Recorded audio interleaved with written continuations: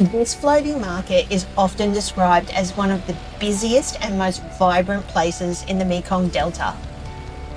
It's a place where the river comes alive well before most people are even awake, but nothing really prepares you for what it feels like at sunrise. Hey peeps, welcome back to Time to Go Places. It's day 3 of our river cruise on the Mekong Princess, and this morning we're heading out early to soak up the atmosphere at the Cai Rang Floating Market.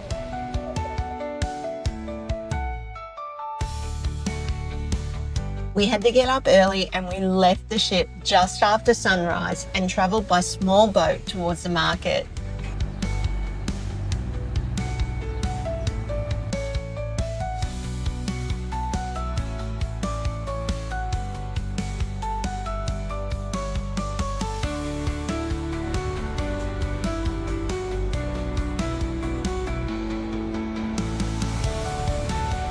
As we approached, the river became busier with boats of all sizes moving in between each other, selling fruit, vegetables, and almost anything you could need. Each boat displays what they're selling on a tall pole so you can see it from a distance. Now, this was such a lively experience, but it's surprisingly calm, with vendors calling out to customers and families on board preparing the goods. It gave us a real sense of how closely people's lives are tied to the river.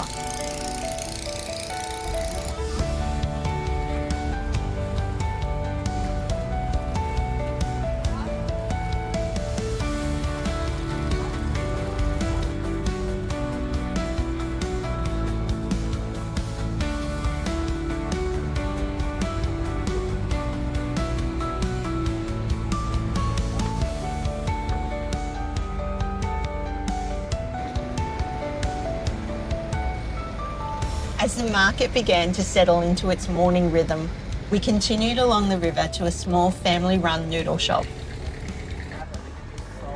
And here we watched the process from start to finish, from the grinding of the rice to the steaming of the sheets, drying them in the sun, and then cutting them into noodles.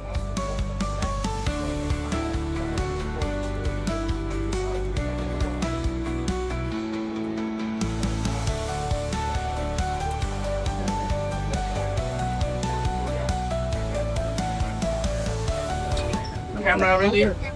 I'm the professional rice noodle.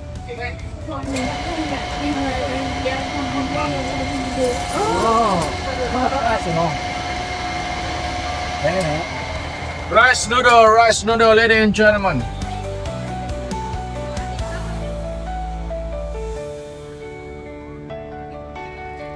With our taste buds awakened, we returned to the Mekong Princess for our breakfast.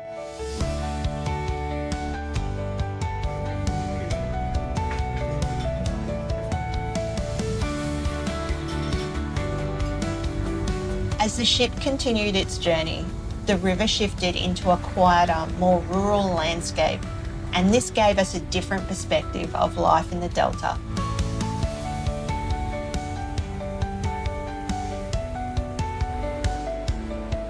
Sa Dec is known for its markets and its connection to the French writer Marguerite Duras. To see more of the daily life in Sa Dec, we explored the local market.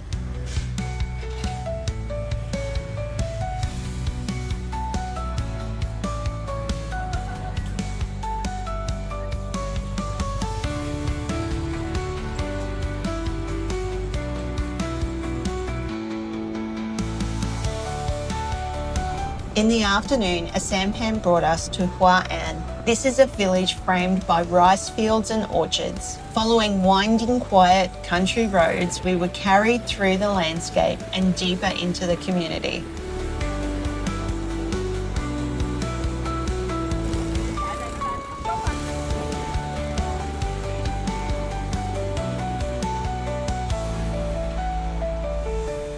We stopped to walk among the fields and we met local families who grow seasonal crops.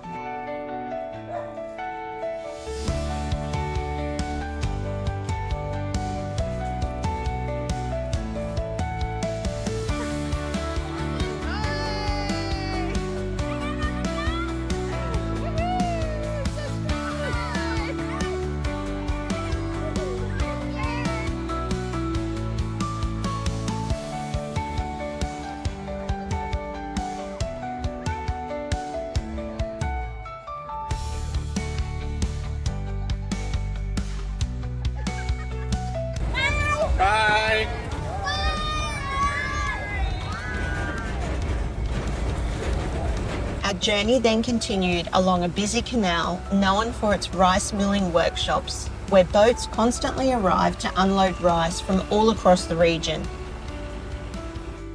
Our final stop was a family that makes the traditional conical hats. These guys were so welcoming.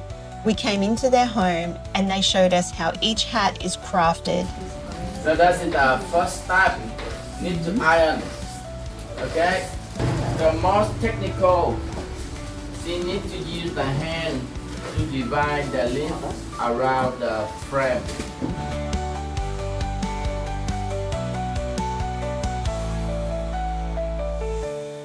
Day 3 gave us an even deeper look into life along this river. From the energy of the floating markets to the quiet craft of noodle making and the history that's woven into this country. It was a day full of contrasts and a reminder of how closely daily life here is connected to the water. Thanks for joining us for Day 3 of our river cruise on the Mekong Princess. Don't forget to give us a like and a subscribe to help our little channel grow. And please join us next time for Day 4, because it's time to go places.